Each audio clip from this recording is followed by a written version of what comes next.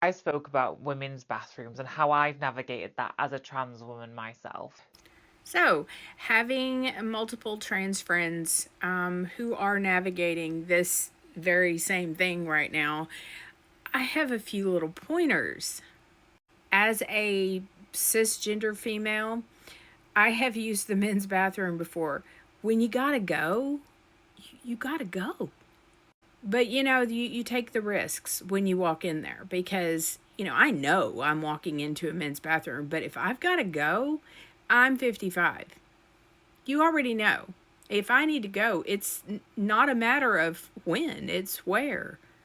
My husband says there needs to be a all-purpose bathroom in every business. They need to have like you go for it bathroom. Just whoever you are, if you need to use it, go ahead.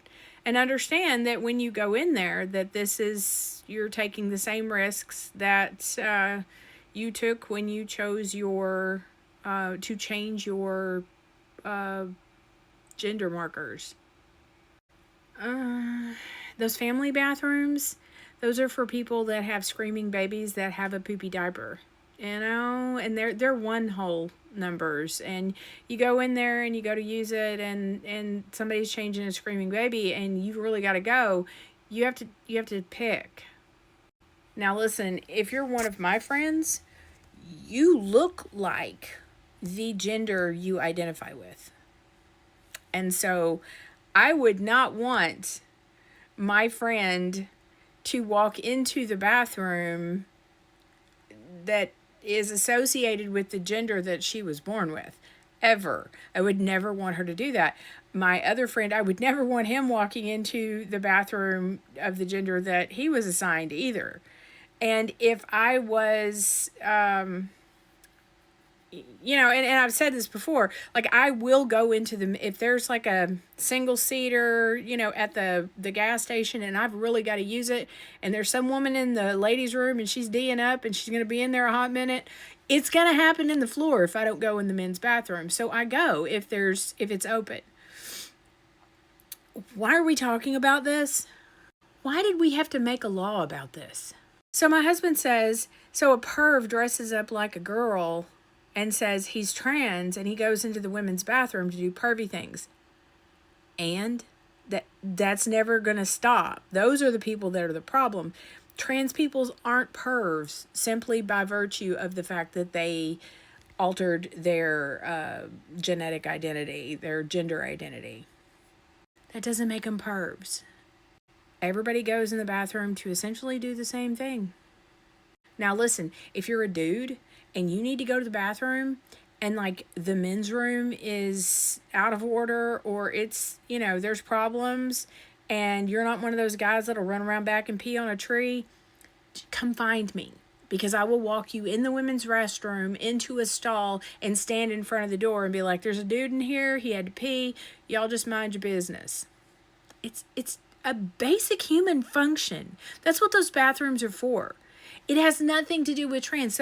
So can we not just say once you have achieved a certain level of transition, you are no longer trans. You are just a woman or you are just a man. Can we leave that trans part? It's not on your driver's license. Can we leave that part off and just be like, for identification purposes, I am female. For identification purposes, I am male.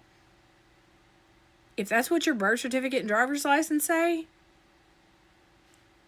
and I don't know what this deal is about the passport, but a trans lady said that when she got her passport just recently, like this year, and she's decidedly very female, her passport says M because that is how she was born, I'm assuming.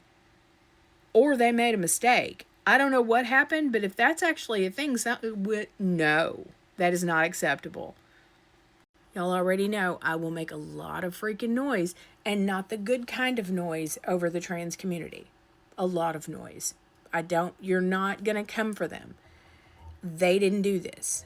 The non binary people are essentially who did this, made this big stink over being identified as a parking meter, when the simple fact is they need deep, deep psychological counseling on gender identity, and a specialized form of psychological counseling, not a bunch of religious mumbo jumbo, but just let's get into the cracker box and figure out what's broke in there that makes them think that they are a pair of Nike shoes and that's what they want on their driver's license as their gender.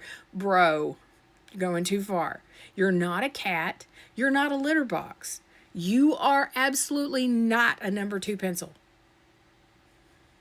And I won't refer to you that way. Love you, mean it. But we're going to go find somebody that has a MD, PhD, PsychD, something behind their name to work with you on figuring out what's going on here. We got to figure out, M or F, honey. Because anything beyond that, and you're not just screwing with the standard now. Now you're screwing with the trans people. Now you're screwing with the gays. Now you're screwing with the lesbians. I was telling my old man, if a drag queen walks into a men's bathroom in full drag and just like, I gotta pee. I'm in drag. I'm not a woman. I'm in drag and I've got to pee. I don't think anybody is gonna feel any kind of way about that. I mean, tell me, you're a guy. If a drag queen walked into the bathroom in full drag, it was like, I've got to pee, and just goes straight into a stall, or hell, goes over to the urinal, are you going to be like, I'm going to kick your ass? The dude's coming in there to pee. Nothing else. Or, D up, whatever's got to happen. I don't know. Y'all give me your feedback on this, because to me, it is a topic that should never have been, nobody should be told, oh, hey, you remember when you were in kindergarten and you were taught that this is the bathroom you use? Well, you can't go there anymore because we're doing this. We're adults. If you're an adult, you know which bathroom to go into. If you're a perv, you shouldn't even get out of bed in the morning. I mean, let alone go into a public restroom trying to act extra. And if you do, arrested. Go to the thing, go to the place, and get some help. Because stuff that goes on in bathrooms really needs to stay in the bathroom. Okay, I'm done.